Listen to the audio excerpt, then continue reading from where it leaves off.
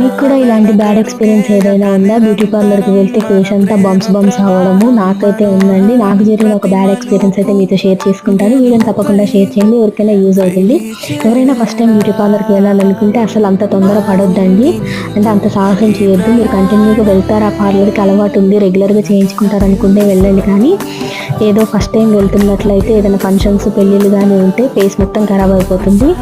నాకు జరిగిన ఎక్స్పీరియన్స్ అయితే నేను మీతో షేర్ చేసుకుంటాను. నేను వెళ్ళింది ఏదో చిన్న గల్లీలో బ్యూటీ పార్లర్కి అయితే కాదండి, పెద్ద బ్యూటీ పార్లర్కి వెళ్ళేది, దానికి బ్రాంచెస్ కూడా ఉన్నాయన్నమాట. అలాంటి పార్లర్లోనే ఫేస్ అంతా ఖరాబ్ చేసేసారు. సో అప్పటి నుంచి నాకు భయం అనమాట.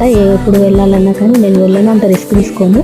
ఏదున్నా కానీ ఇంట్లోనే ట్రై చేస్తాను. నాకేం జరిగిందంటే ఫేస్ క్లీనప్ కోసం వెళ్తే మనకి బ్లాక్ హెడ్స్ వైట్ హెడ్స్ తీస్తారు కదా, దాన్ని ఒక చిన్న నీళ్ళతో అయితే తీస్తారు.